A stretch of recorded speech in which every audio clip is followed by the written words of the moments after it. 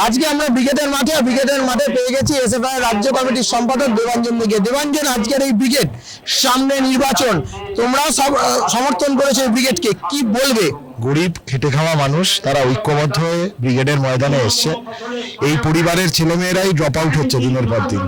এই গরিব বাড়ির ছেলেমেয়েরাই পড়াশোনার অধিকার থেকে বঞ্চিত হচ্ছে।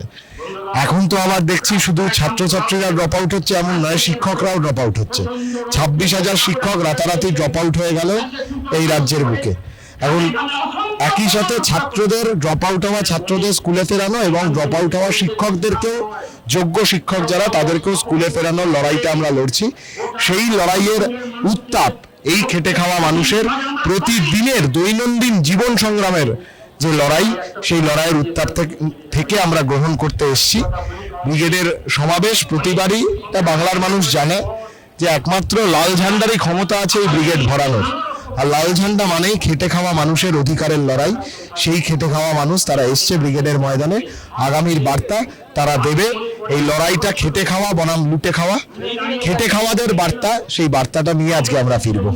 আজকের ব্রিগেড, কালকে নবান্ন অভিযান, যারা চাকরি পায়নি এবং যাদের চাকরি গেছে, এই ব্রিগেডের পর এই নবান্ন অভিযানে তোমরা কি অংশগ্রহণ করবে? আমরা তো বলেইছি, যারা যোগ্য শিক্ষক তাদের সমস্ত রকম আন্দোলন, তাদের চাকরি ফেরানোর, ফেরত পাওয়ার, পুনর্বহালের সমস্ত রকম আন্দোলনেই আমরা তাদের পাশে আছি, তাদেরকে সংহতি জানিয়েছি।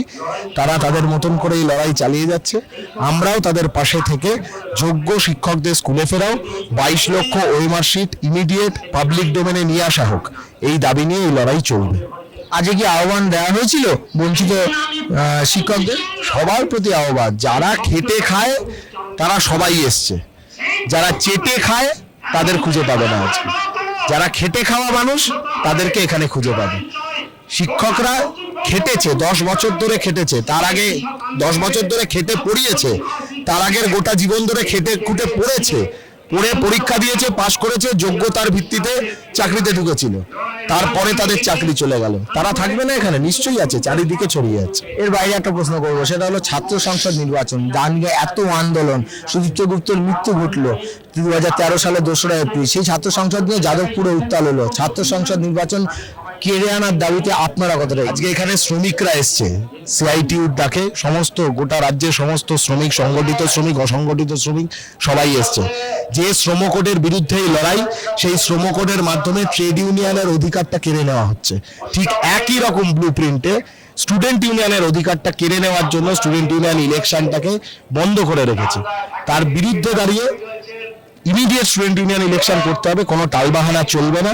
ক্যাম্পাসের ভেতরে ক্যাম্পাসের নিরাপত্তা রক্ষা করতে গেলে student union election is the only solution. তৃণমূলের দম থাকলে, রাজ্য সরকারের দম থাকলে, হাঁটুর জোর থাকলে, কলজের জোর থাকলে ইমিডিয়েট স্টুডেন্ট ইউনিয়ন ইলেকশনটা ঘোষণা করুক। ক্যাম্পাস কাদের সেটা প্রমাণ হয়ে যাবে।